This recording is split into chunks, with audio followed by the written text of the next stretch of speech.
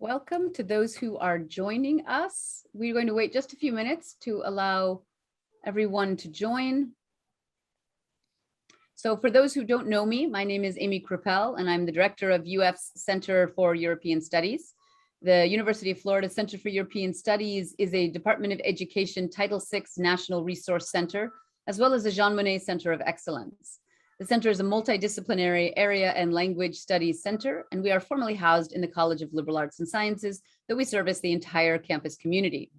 A few housekeeping notes before we begin. Just a reminder that the discussion today, the presentation and discussion, will be recorded and available on the UF-CES website.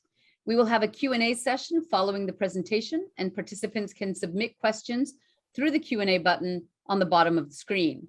Please use Q&A rather than chat, as it is easier for us to follow and ensure that we respond to all questions. I want to thank everyone for joining us today to discuss a European Superman. This talk and the series are supported by the Department of Education's Title VI Center. The presentation today is part of a series, a European Studies Because, drawing on the past, superheroes, comics, and propaganda. We have 2 additional talks in the series coming up in January in the spring semester. This series, European Studies Because, focuses on non-traditional approaches to the study of Europe. And we hope that you will join us for future talks in this particular series, drawing on the past, as well as others. Our speaker today is Dr. Lars Konzack, an associate professor in the Department of Communications at the University of Copenhagen.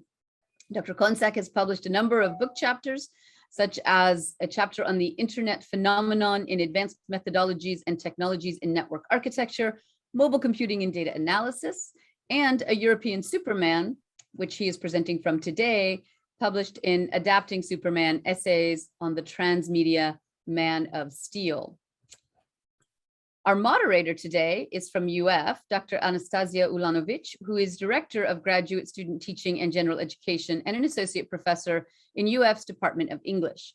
Her research is primarily focused on the representation of intergenerational relationships and memory in children's literature and graphic narratives.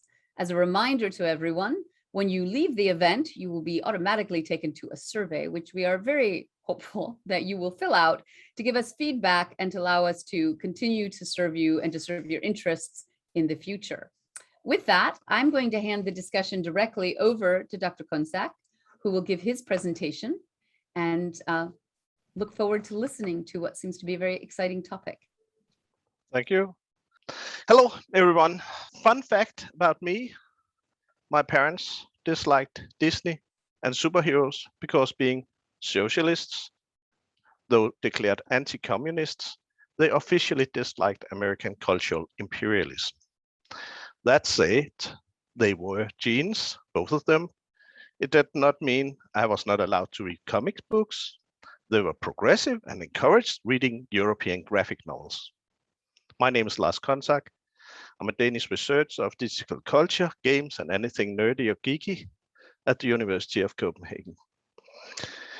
My way into superheroes was actually mostly through playing role-playing games in the late 1980s as a teenager. Not that I had not read any superhero comic book, I'd even seen Superman movies. It was just not my thing until I came across Marvel Superheroes role-playing game, as you can see there. So I read a lot of translated Marvel stories. Later, I went on to DC Universe due to the Batman movie from 1989. 1 year later, a Danish attempt at Superman story was published. This is what we're going to talk about today. This lecture is an exploration of this unlikely Superman comic and how it portrayed the late Cold War. There were comics, these were the comics I grew up with during the Cold War, or rather graphic novels. We have in the upper left, the Smurfs.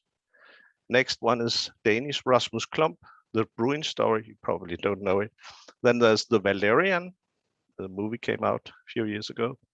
Lucky Luke, and the next row we have Tintin, Asterix and Obelix, Is No Good, with the catchphrase, I want to be Caliph instead of the Caliph.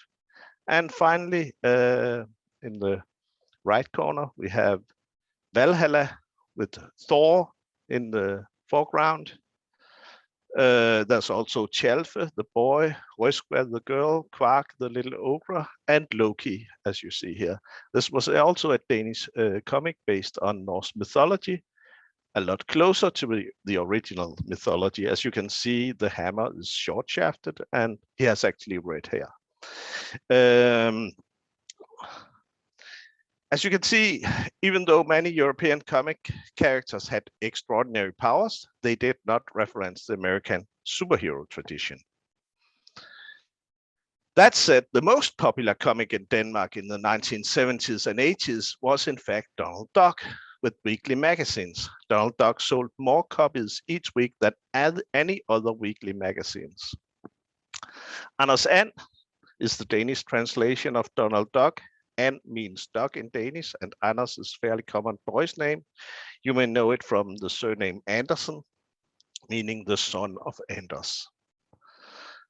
And of course, you could get translations of American superheroes. As you can see here, there was also in 1971, 50 years ago, a comic book shop in fantastic Copenhagen started and began importing American comics. My essay, A European Superman, and other interesting essays about Superman transmedia culture may be found in Adapting Superman, edited by John Dabrowski.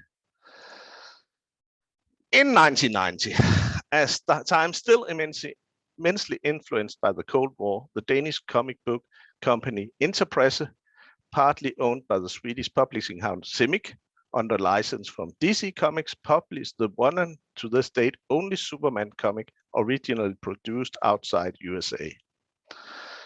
The world was divided between the two superpowers, United States of America and NATO, versus Soviet Union and the Warsaw Pact, each willing to destroy the world with nuclear weapons if necessary, to prove their economic system was the correct one. Denmark, where I came from, was part of NATO, mostly because the British wanted a buffer state between Britain and the Soviet Union after World War II. As you can see, if there had been a full-scale world war between the Warsaw Pact and NATO, then Denmark would probably be in toast, as you can see. Either Russia would have blown us to pieces, or if we were actually invaded by the Warsaw Pact, then the United Kingdom might have done the same. Some East German refugees managed to swim into Danish waters and were secretly picked up at a buoy. Others drowned or were shot in the attempt at reaching Western freedom. So we were in the midst of things, as you can see. And this was the way it should end. In the end, the Soviet Union and the Warsaw Pact collapsed. In 1988, however, little did they know that the collapse of the Soviet Union was about to happen. People back then imagined that this conflict would last until the end of the world in a devastating nuclear war of total annihilation. We may not be in the Cold War anymore, but the nuclear bombs still exist, and they're spreading to other countries. When the graphic novel was published in 1990, it was just after the fall of the Berlin Wall. And I'm sorry to say, the plot was suddenly outdated. Of course, the official date for the ending of the Cold War was in 1991. In celebration of the 50th anniversary of Superman in 1988, DC Comics encouraged overseas publishers to produce an original story with Superman. Only Henning Kure and Ove Høyer, the Interpresse editors from Denmark, took the challenge. The graphic novel is dedicated to Henning Kure and Ove Høyer for that very reason. The result was a graphic novel, Superman og Fredsbomben, directly translated, Superman and the Peace Bomb, written by Niels Søndergaard and visual art by Teddy Christiansen. Inspired by the Cold War plot and the artwork from the 1986 graphic novel Batman, The Dark Knight Returns by Frank Miller, including illustration of television screen panels. As you can see here, Superman, A Tale of Five Cities, as it was translated to in English, however, had a different take on the Man of Steel. In this graphic novel, Superman visits 5 European capitals: Amsterdam, Copenhagen, Oslo, Stockholm, and Helsinki, and meets local superheroes like the Little Mermaid in Copenhagen and the Ice Maiden of Norway. LexCorp has invented a device that can render nuclear weapon harmless by turning the radioactive material into lead. Theodore P. Wyatt, a peace activist funded by LexCorp, travels from Amsterdam, Copenhagen, and Oslo to Stockholm and ends up in Helsinki in order to tell the world about the peacemonger, as it's called. He is followed by Daily Planet reporter Lois Lane, and to her dissatisfaction, Clark Kent, who she thinks is only there to steal her story. CIA and KGB keep a close eye on their journey, and so do Superman. Superman protects Theodore P. Wyatt against KGB and CIA and any other who wants him dead, putting the security of the planet Earth higher than governments and corporations. Here comes the plot twist. Spoiler alert. It turns out that Theodore P. Wyatt is in fact a killer robot with kryptonite created by LexCorp with the purpose of killing Superman. Pretending to be a peace activist, Lex Luthor wants to lure Superman into taking his guards down. The plan works, but at the same time, Lex Luthor shows the effect of the peace bomb to the Russians, and suddenly the kryptonite, being a radioactive material, becomes lead. Superman survives, and Lex Luthor destroys the peace bomb and all knowledge about the bomb, because Lex Luthor would rather live in an unsafe world with nuclear weapons than remove the ultimate weakness of Superman. So that's the plot here. Superman and Fredsbom was originally written in Danish by Niels Søndergaard and then translated into 6 other languages: Swedish and Norwegian, Finnish and Dutch, Spanish and Italian came a few years later, but an English translation never occurred. The Dutch cover emphasizes Superman coming to Europe, while the Swedish, Norwegian, and Finnish cover focused on selling Superman as coming to local cities and countries. Superman visiting the local European capitals were a selling point in marketing, and probably chosen for the very same reason by the publishing house Simic that owned comic book publishing companies in Holland, Denmark, Norway, Sweden, and Finland. The Dark Age is the name of this era in the history of superhero comics. The golden age of superhero began, as we all know, in 1938 with Superman, followed by the Silver Age in 1956, with more elaborate characters and advanced plots inspired by science fiction. Yeah. This again was followed by the social realism of the Bronze Age in the 1970s and the Dark Age, sometimes referred to as the Iron Age or Modern Age, starting with 2 superhero comics in 1986, namely Frank Miller's Batman: The Dark Knight Returns and Alan Moore's Watchmen. As we have already established, Superman: A Tale of Five Cities is directly inspired by Frank Miller's Batman: The Dark Knight Returns, and consequently, it is a part of the Dark Age of superhero comics. What is this Dark Age? The Dark Age of superhero comics has been described as grim and gritty psychodrama, baroque self-consciousness, and the rebirth of hard-boiled anti-heroes. It was to some extent a reaction, maybe even an overreaction to the Comics Code authority of the Silver Age, beginning in the Bronze Age and continued into the Dark Age. The superhero was growing up and became obvious to visionaries that the superhero genre was able to express more than juvenile power fantasies.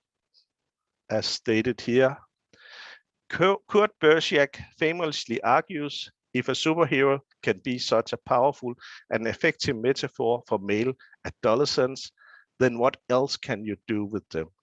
Could you build a superhero story around a metaphor for female adolescents, around midlife crisis, around the changes adults go through when they become parents? Sure, why not?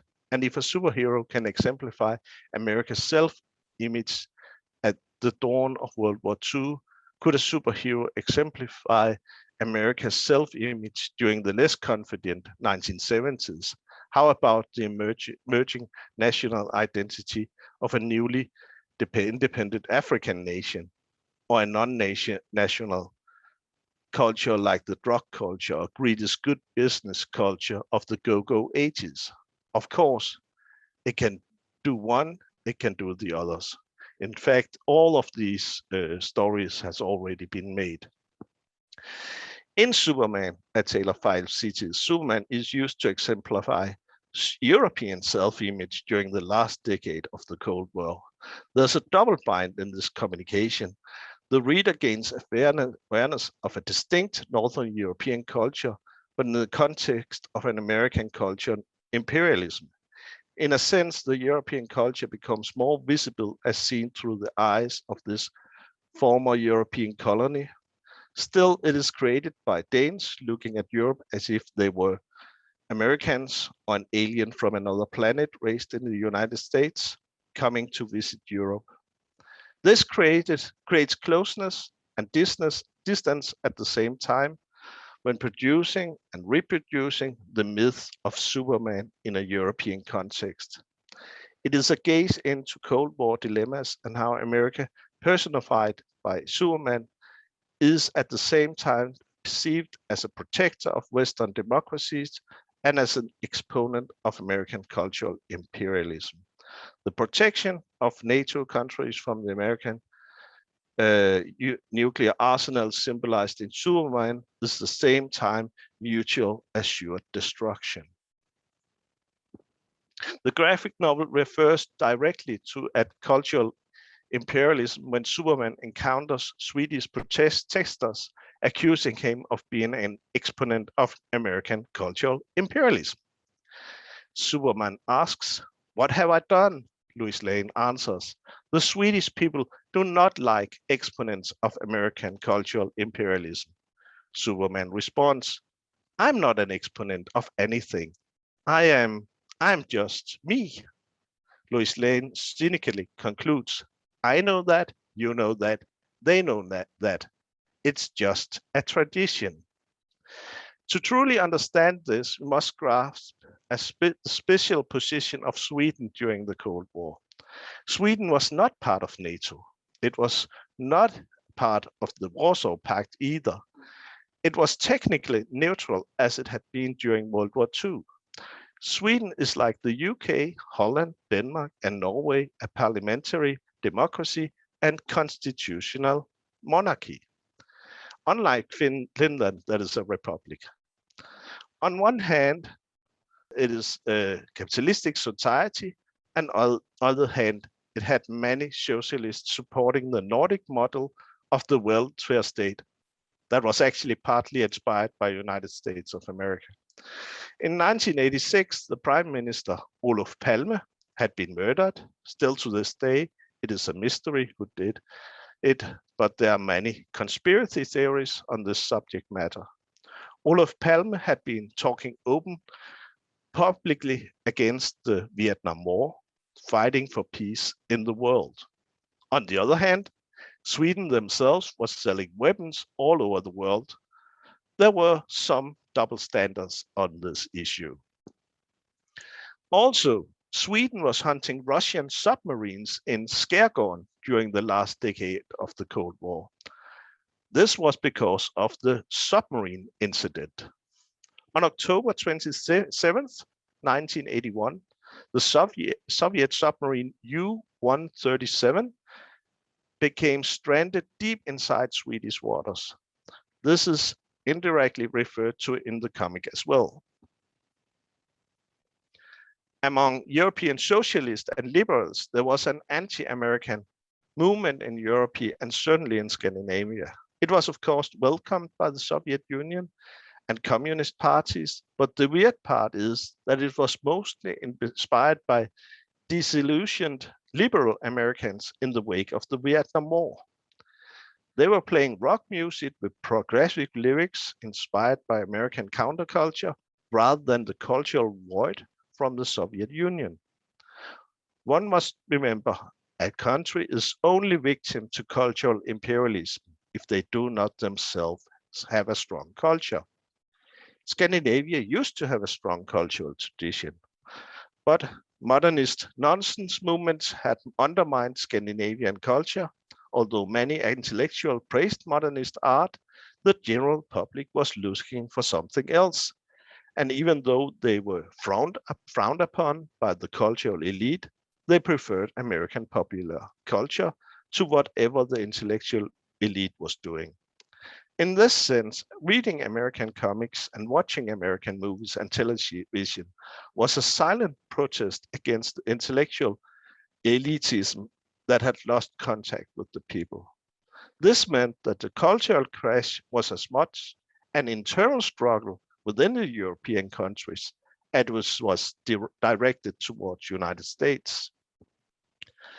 The protest was silent out of apathy. They knew that the cultural elite would ridicule anyone who did not agree with their cultural views. They simply did not care about the modernist or postmodernist project anymore. There's no reference to Metropolis and Smallville. Instead, the graphic novel presents real European settings.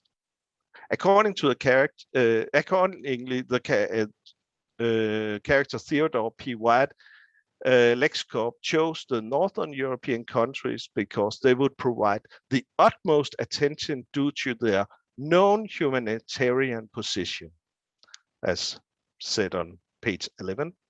This, of course, tells a lot about the self-image of Holland and the Nordic countries, feeling morally superior to other nations. Furthermore, there's an exhibition of famous tourist attractions. Superman flies into the canals of Amsterdam. There's a view of the Little Mermaid statue, damage to the Copenhagen City Hall Tower, and a visit to Tivoli. Iceflower, Isblomst, attacks Superman at Frognerparken in Oslo, leading to the destruction of Gustav Vigeland's monolith. There's a glimpse of the Royal Palace in Stockholm and Superman fly by Stockholm City Hall Tower. In addition, the killer robot demolishes the Sibelius monument in Helsinki by throwing Superman into the sculpture during their final fight on page 39 and 40. It strengthens patriotic self-esteem to see national monuments and buildings portrayed in a superhero comic with a strong brand. Normally, the readers of Superman would only witness American monuments and buildings. And when destroyed, it actually turns from pride to laughter and joy. Maybe a bit weird in the hindsight of 9/11, but this was in the 80s. And early 90s. Even though the graphic novel does not introduce Metropolis or Smallville, the reader supposedly expects to know Superman, Clark Kent, and Lois Lane because the introduction is superficial.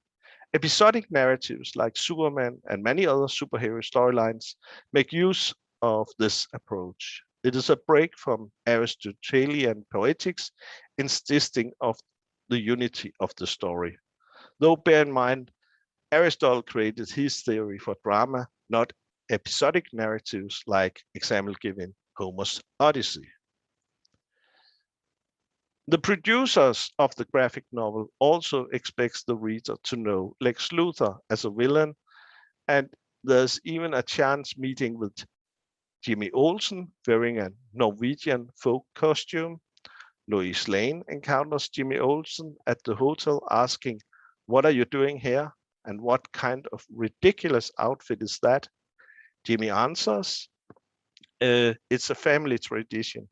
I'm going to visit my aunt and uncle in Hardanger." Lois continues, "Do you have family here?" To which Jimmy replies, "Do you know any Olsen from Botswana?" As an episodic narrative, it is important for the Superman character to stay the same. If the character and plot develops too much, it will influence later episodes. This does not mean, however, Superman character has been static. In fact, many writers have developed the character little by little and sometimes even significant changes. The arch nemesis Lex Luthor got his first appearance in Action Comics 23 in April 1940. 2 years after Superman's initial release, and the same year that Superman got his ability to fly, which did not come from the comics, but in the second episode of the radio serial, The Adventures of Superman. Additionally, this radio serial introduced Kryptonite in 1943. In Action Comics number 300 from 1963, the readers learn that yellow sunlight activates all of his powers, including strength, and his powers deactivates by red sunlight, akin to the sun of Krypton. Not all developments of the Superman universe work well and are therefore either forgotten or reversed. Superman 61 in 1949 introduced Kryptonite to the comics mythos, but Kryptonite was initially red until 2 years later in Action Comics 161, where it got its legendary green glow. Lots of different colored Kryptonite appeared with distinctive effects on Superman, but only the Kryptonite that makes Superman vulnerable has been consistent.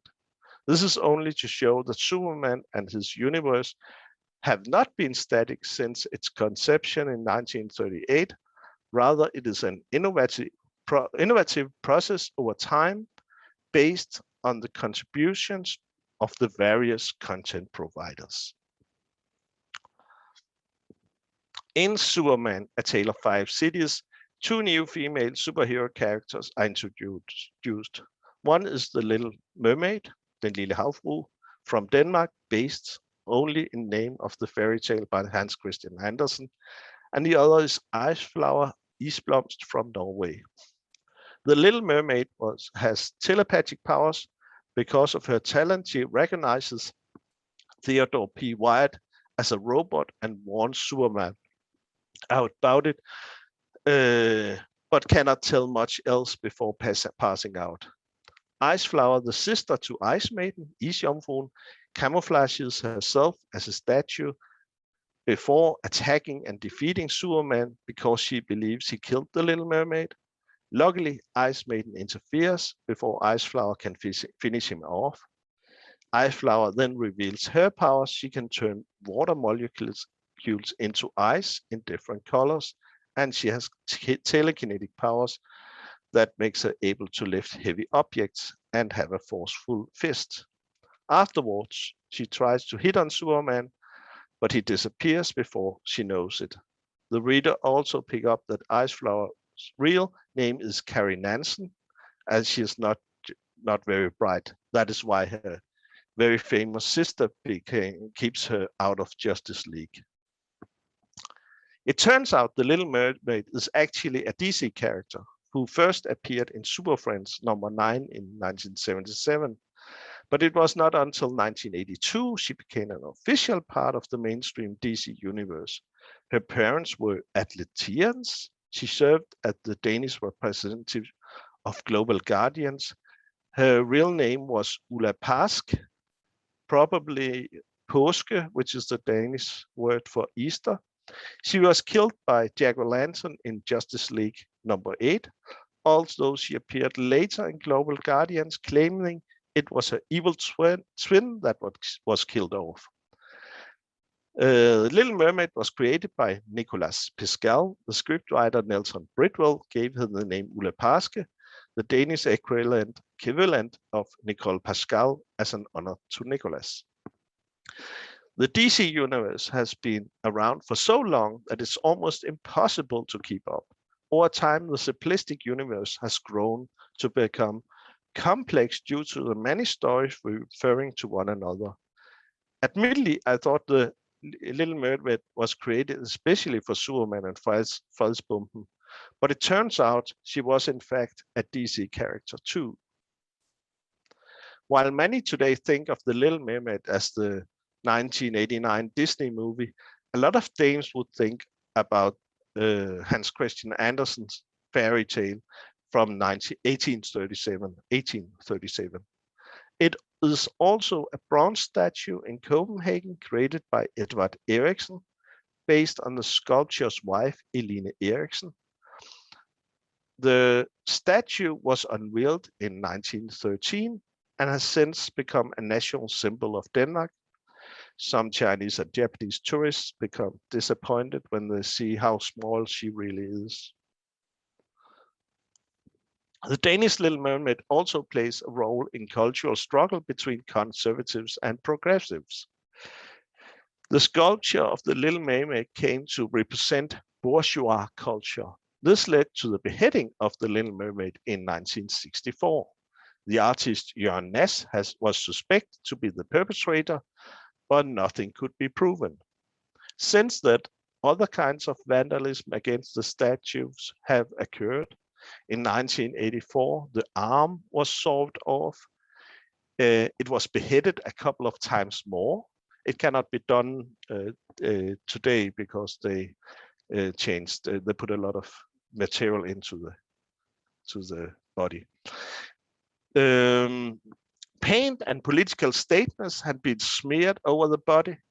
Just last year, on 3rd of June 2020, in the wake of the George Floyd protest and Black Lives Matter movements, the statue was vandalized with the words "racist fish" scrawled on its stone base, which left observers and specialists puzzled, as nothing related to the statue in Hans Christian Andersen or his fairy tale could be construed as racist.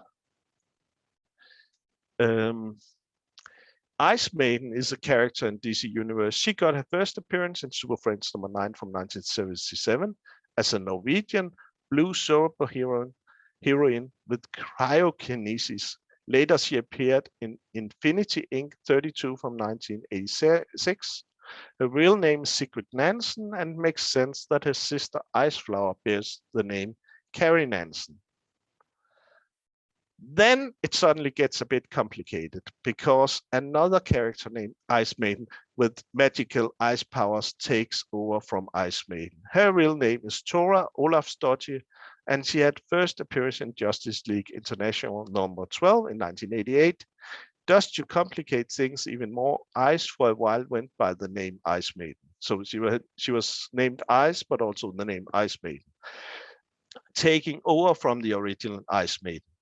The sharp-witted reader would notice that Ice Maiden had the appearance of ice and the family name of the original Ice Maiden. Therefore, the character Ice Maiden Isjomfruen in Superman: A Tale of Five Cities is an amalgam of Ice Maiden, also known as Sigrid Nansen, and Ice, also known as Thora Olafsdottir. Possibly Niels Søndergaard and Teddy Christiansen mixed up the two characters, Ice Maiden and Ice. What is more important, though, is the fact that a character from Justice League International is present in Superman: A Tale of Five Cities. This is because with the visual arts and plot, it's certainly inspired by Frank Miller's Batman: The Dark Knight Returns, as already mentioned. The dialogue and the tone of the story is not. It is much more lighthearted, humorous, and witty. I have already shown some of this witty dialogue. Lois Lane comments on protesters and Jamie Olsen's on having Norwegian family. Another example is the beginning of the graphic novel in Holland when Superman flies around a man and yells, "It's a bird." A woman replies, "It's a plane," and the child shouts, It's a Flying Dutchman. The joke, of course, paraphrases, look up in the sky, it's a bird, it's a plane, it's Superman, from Adventures of Superman television series in the 1950s. Later in Copenhagen, Tivoli, a man shouts, look, it's a bird, and a woman replying, no, it's a plane, and a child yelling, no, a space alien from another planet. Keith Giffen famously created the unorthodox, humorous, light-hearted tone in Legion of Substitute Heroes from 1985 and continued the witty dialogue in Justice League International from 1987.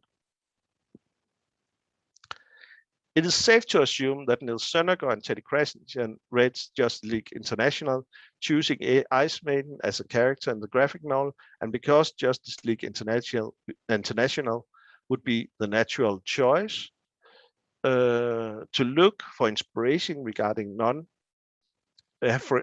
non-American superheroes. Consequently, Niels Søndergaard's witty dialogue in all probability found inspiration in Keith Giffen's Justice League International. The main character in Superman, A Tale of Five Cities, is of course Superman himself.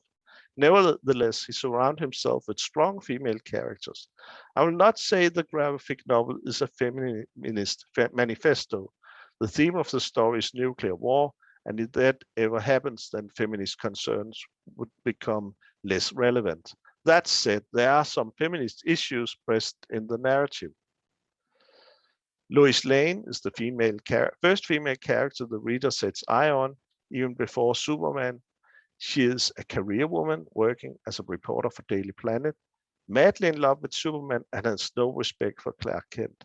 When Clark Kent shows up in Europe, she automatically assumes he wants to steal her scoop, reporting about the peace activist Theodore P. Wyatt and the peace bomb, especially because Clark Kent follows her through all 5 cities. When confronted with this in Copenhagen, Clark Kent answers, I'm here to visit a famous Danish astronaut. And she answers, I won't forget that, Kent.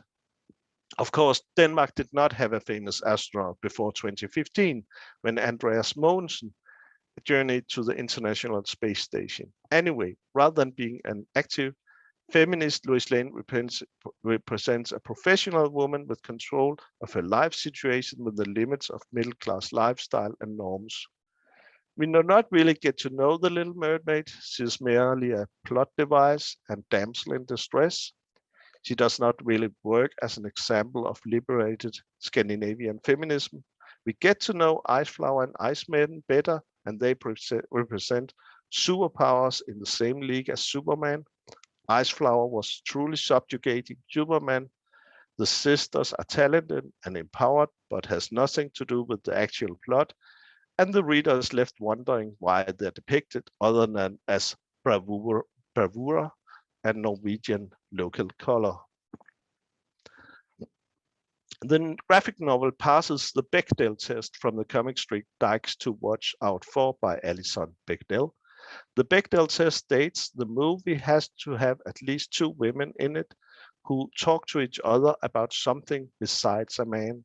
Lois Lane and Ice Maiden have a short conversation without talking about a man, but Ice Maiden's sister.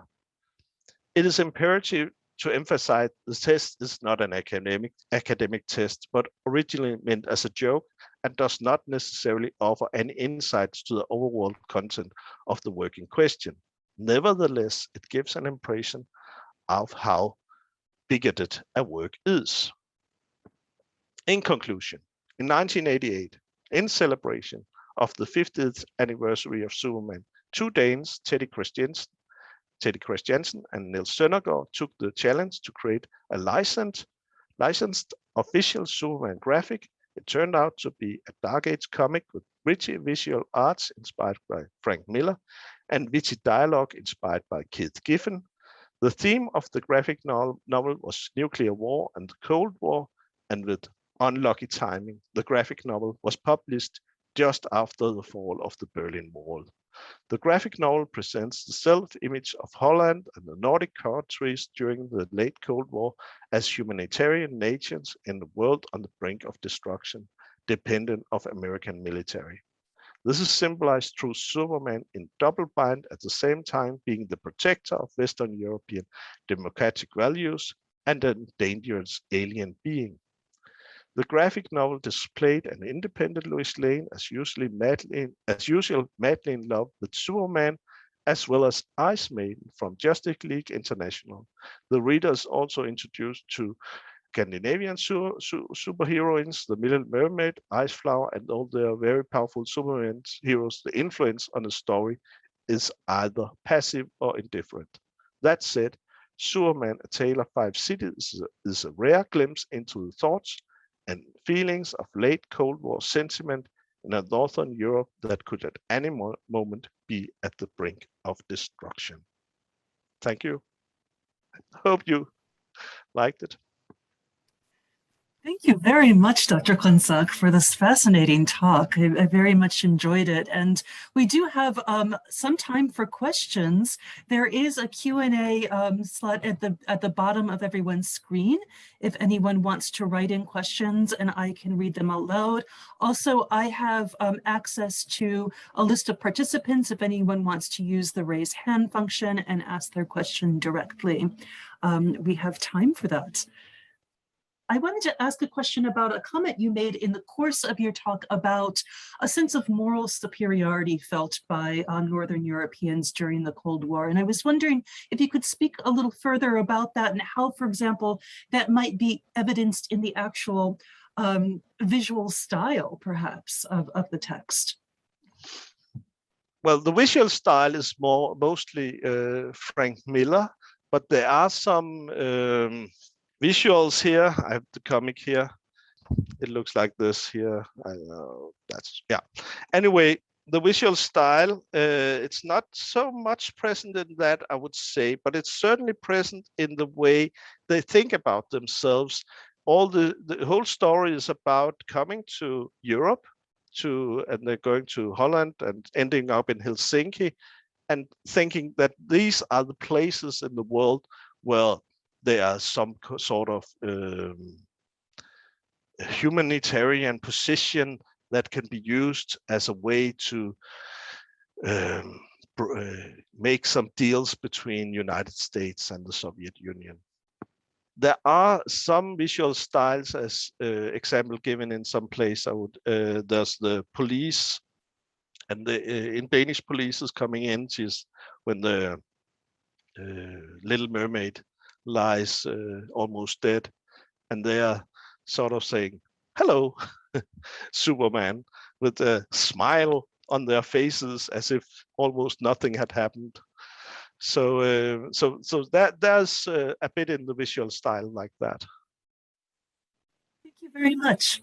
We have a question from John Shell, who says that the book sounds fascinating and he really likes the artwork. What is the best way for us to read if we're interested? And I would imagine for English readers to read this text. Yeah, has anyone done a fan translation? I don't know if there's a fan translation. There might be one. I've never heard of it, but then I haven't checked. So, that might be the case. Other than that, I know it's in Italian, and there was a Spanish edition as well. And I think that would be easier for Americans to get from Spanish to American rather than learning Danish. It's a related question. Was there much of a reception in American or Soviet society at the time? And the attendee asks, I think you mentioned there was no English translation. I assume the target audience was mostly the Northern European countries. Yes. Also because they had idea of an American translation, and they even got the title, Superman, the Five Cities, inspired by the two cities. But then again, the plot was old-fashioned at the time. It was simply not interesting to have a story about the Cold War and Soviet Union versus United States and European in between. So their timing was just bad. We have another question from Ryan Gonzalez, who asks, through this comic, we were able to see the politics and identity of these countries of the time put on display. If a comic like this were created today, what social issues do you think would be displayed? And do you think comics are still a good medium for these modern issues? Well, it is a good model for many issues. The thing is that I think comics was more a medium for the young people, more used to back then. Today, young people are mostly looking at memes on the internet and maybe web comics, but of course there are also comics out there, and they are sold. But I think today, I think the issues of today would be used. The thing is, we have a lot of issues in Europe as well. Some of them reminds of actually of the Cold War, Putin getting darker and and strengthening his power over Europe.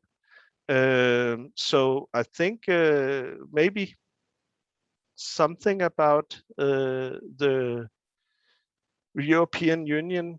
Is it falling apart? Is it surviving this attempt at disrupting it? Maybe looking into how social media and works. In this case, they were mostly focused on television, of course. Today, it would be interesting to see a comic about the powers of the social media techno giants. I have a quick question. Oh, I'm sorry. Yeah, I was Carla? just, if I understood correctly, you said they put out for the 50th anniversary a call for international versions, but this was the only one that happened.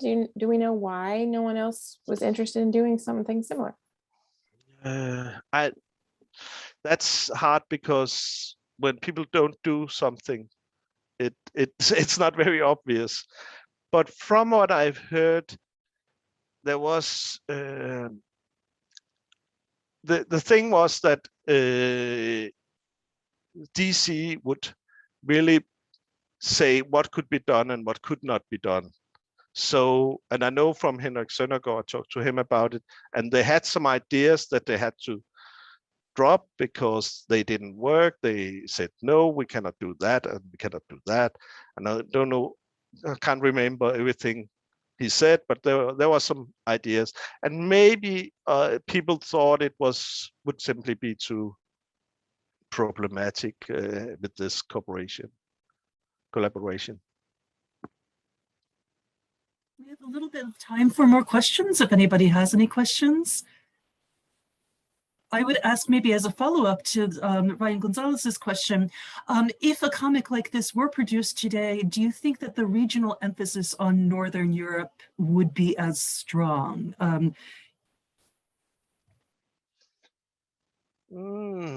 That's a good question.